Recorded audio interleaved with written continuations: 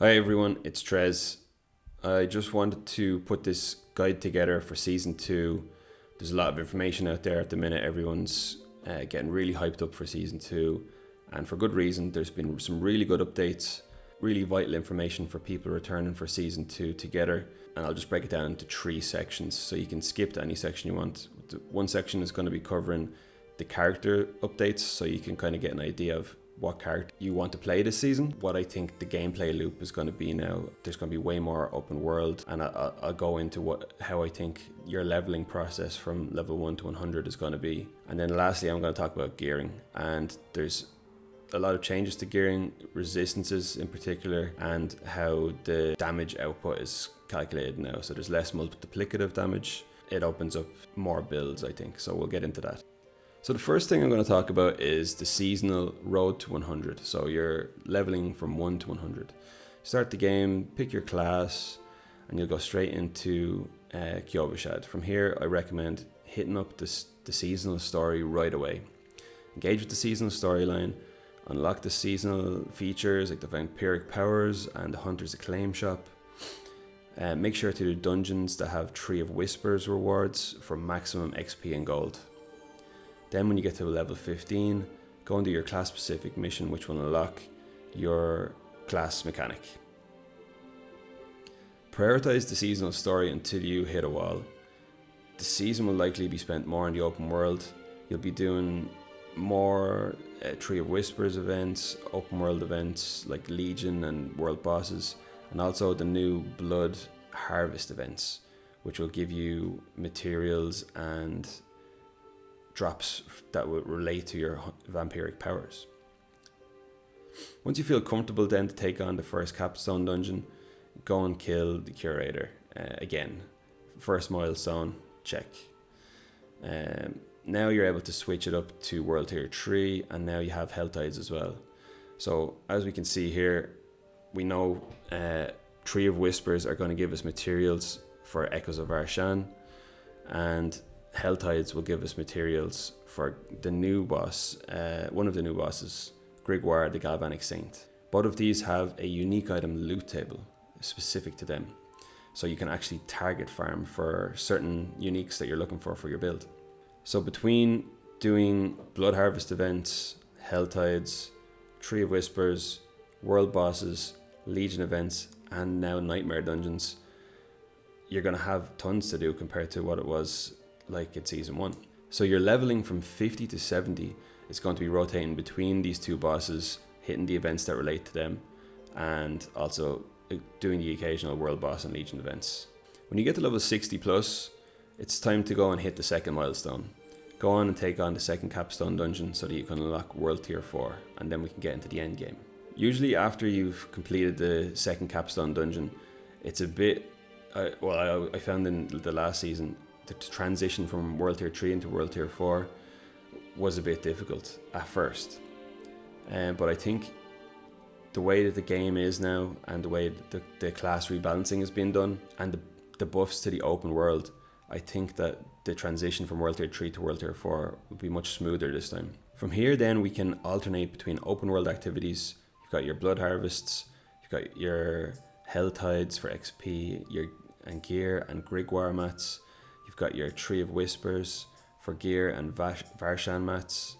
You've got Legion World Boss events now that will also drop Lord Zero mats. So he's the big bad guy from the new seasonal story. So I'm sure we're going to be running him in the story as well, but this will be the Uber version of him. You have to actually make sure that because the open world is going to be so much better now, you actually have to, I think about doing Nightmare dungeons more, because we don't want to let our glyphs go to the wayside. We have to make sure that we're leveling the glyphs because there's so much power in them, and the only way to level them up is by doing Nightmare dungeons. But thankfully, by doing Nightmare Dungeon 31 plus, we're also getting materials for one of the new bosses, the Beast of Ice, and he has his own loot table as well. So it's just going to be a much better end game. We're not going to be just doing Nightmare Dungeon, boom, boom, boom, all over and over again. We're going to be hitting Nightmare dungeons, hitting Helltides, hitting Tree of Whispers, hitting world bosses, hitting Uber bosses, and it's different ones as well. So you're constantly changing what you're doing. It's going to be so refreshing compared to last season. It's unclear what level these bosses are, except for Duriel. And going on to Duriel, you'll get mats to unlock his event to fight Duriel, King of Maggots, by defeating Varshan and Grigor. So in World Tier 4. The real cycle will be going between the 3 events, hitting up your Helltides, hitting up your Tree of Whispers, hitting up your Nightmare Dungeons, getting your mats, fighting the bosses, getting more mats, fighting the big boss. And this cycle will continue until you reach a point where, okay, now my character feels like an endgame character. Let's go take on Uber Lilith. Instead of, this is just like, I think it's going to be way more seamless and smooth than last season. Last season it was like, okay, you got to level 70 and then it's like, oh my god, I have to strudge all the way up to 100 or 90-ish to fight Lilith, because the Barber could kind of carry you through that anyway. But yeah, season 2, the leveling is going to be way nicer.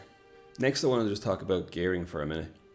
The way we create our characters for season 2 has changed. You no longer just go and stack crit and vuln and away you go. It's going to be a little bit different this season. There's been changes to resistances and the mat that's behind the damage buckets for output of damage. So this will force the community to really bang our heads together and come up with some really interesting and new builds and see how it all pans out for season 2. In theory, we should feel much better about itemization and get a bit more of a rush of endorphins when loot drops. The goal for gearing in season 2 and builds in general will be to reach 70% resistances across all elements. All non-physical, and you'll have armor has been buffed across the board as well, so that would be for just physical damage. It's been said by the devs that it's really achievable and they would expect everyone to be hitting this 70% across all elements by level 80. So I don't think it's going to be too much of a struggle for all characters to reach that point. I think that Sorcs and Necros have a bit of an advantage this season. They're int main characters, so their main stat is intelligence, and intelligence is what scales our resistances. So they should naturally just reach that point a lot faster. I would even go to say Sorcs and Necros could be pretty tanky this season in certain circumstances. But we'll see how that goes on October 17th. Another important goal of gearing is to maximize our damage output. So crit and vuln aren't as important anymore, and this can put the focus into different additive types of damage. Overpower could be very interesting this season. It's changed for the better, and if your character has a way of proccing overpower pretty often, such as like Barbs and Druid, stacking overpower on your gear could be really useful and build defining, such as Pulverized Druid, just from the top of my head, or Blood Surge Necros. Without getting into the math, I think the easiest way to think about damage in Season 2 is to just build around certain types of damage. So if you're looking at your skills and you're using skills that create more flat damage, or maybe your skill is causing damage over time effects, such as poison or burning, or bleeding, if you're dealing certain types of elemental damage, try to focus gear in this direction. So try to synergize, choosing complementary vampiric powers, paragon nodes, and glyphs. That's the philosophy I'll be taking anyway. And if that's too complicated, you can always just follow a guide. I'll be posting some guides here. Which classes look like they've benefited most from the update? Let's have a look. Barbarians have received a lot of buffs to their skills, such as Upheaval and Rupture, which were bad or niche at best. They have access to really reliable procs of Overpower, and they have a lot of bleed in their skills. So a damage over time or an overpowered build could be really, really good this season for Barbarians. Crit and Vuln are not as useful as they once were, so this is kind of a nerf to Barbs in a significant way, because they have 4 weapons that are essentially neutered a little bit, but they have a lot of access to other damage types, such as damage while berserking, overpower damage, which scale really high, so this could be really, really interesting. The changes to resistance also could mean that the Barbarians' ability to stack massive pools of armor could be neutralized a little bit. They might not be as tanky as they once were, unless they can really take advantage of resistances on their gear. This is yet to be seen, and as well they have buffed armor values across the board, so maybe Barbarians will be still really tanky. We'll see. I think Hoda and Whirlwind will be really strong builds once again. Hoda could be a really good overpower build, and Whirlwind obviously for bleeding. And it's hard to see around stacking all your shouts on your skill bar. Upheaval could be very useful this season when paired with the Hellhammer, which has received huge buffs, giving it +4 to the skill Upheaval. So I'd like to see that become a popular build. Druids are in a really good place, and so the devs have recognised. And because of that, they haven't really seen any major buffs. They have a new amulet, which has a really cool interaction between Boulder and Hurricane. It causes you to spin your boulders around yourself, it's interesting. I like where they're going with some of these uniques. The major upswing for Druids this season, I think, is overpower though. They have access to guaranteed overpower in their skills and in their gear that they have access to. And I think pulverized Druids will really see a comeback this season. They could be one of the top tier builds, I think, to be honest. Tempest Roar, unfortunately, is locked behind either getting it randomly from a drop or on Duriel, King of the Maggots loot table. And he's a level 100 boss, so it's kind of really late game. If you haven't gotten it by then, it sucks. And lastly, for Druids, they had a nerf to Bulwark. So Bulwark was Bulwark was dealing damage based scaling from enemies' health instead of weapon damage. So this has been changed to how it was supposed to act, so it should see a significant reduction in damage because of this. But Staff of the Crone could really unlock the Stormclaw builds that are popular as well, and this is on some of the early boss loot tables, so I think Staff of the Crone will be much more accessible to all Druids. Necromancers are going to be killers again this season. Although Bone Spear has been nerfed into the ground, their overpower builds are really going to become a thing, and especially minion builds, I think, because minions have gotten buffed so much. Although there was a bugged interaction with Bone Prison, which is gone now, so we'll see anyway, but the buffs were significant for minions. Necromancers are supposed to be the commanders of the undead anyway, so it's great to see them getting buffs to something that can really fulfill their fantasy aspects. Not only that as well, they've adjusted minion survivability across the board, so now they can't be one shot by bosses or tough elites anymore. That goes for Druid minions as well. And the AI has been improved so that they won't just go and target some invincible enemy, they'll actually attack something that they can actually damage. Necros also benefit from being an int main stat character as well, so they're going to scale resistances much faster than, say, a Barbarian.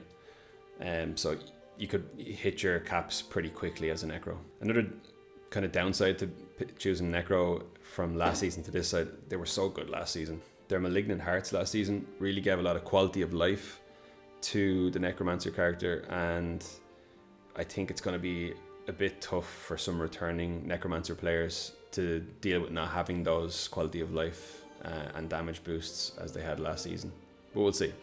Rogues have been like the best class in the game since launch, and the devs recognize this as well. Like they've not really received any major buffs or nerfs. To be fair, like they're still going to be an S tier class. Their buffs overall across the board to ultimate abilities through that one vampiric power that will give us a lot of cooldown to our ultimates is going to see maybe the Rain of Arrows build come into play. Like maybe we'll see some people play that. But changes to Vuln and Crit have really opened up maybe dot builds across the board as well, and I think Rogue is no exception. They have Poison and Bew Rogues have been popular for a good while, and this will continue in Season 2. Will replacing damage affixes for resistance affixes on gear be enough to neuter the rogue so that the other characters can catch up? I'm not sure, because rogues are just so good. Like, they're fast moving characters, they deal a lot of damage, and they're not squishy. Like, they have a lot of survivability. So if you want a good character and you don't want to take a chance with any new buffed abilities or potential nerfs to some classes, go rogue.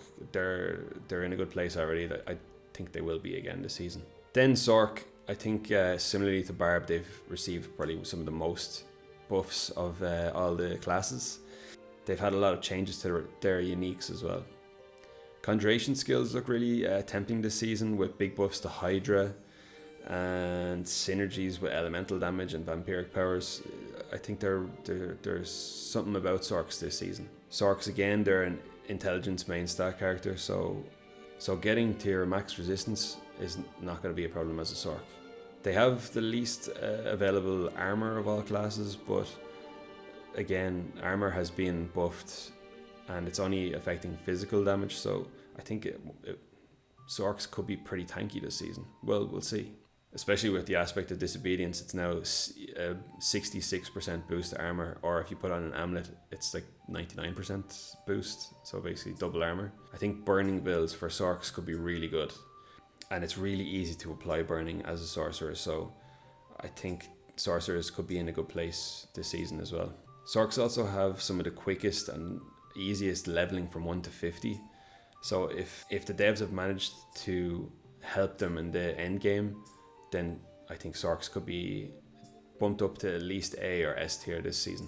I personally find Barb and Sorc most interesting this season. I played Barb a lot last season, and I always like to have a change at the start of the season.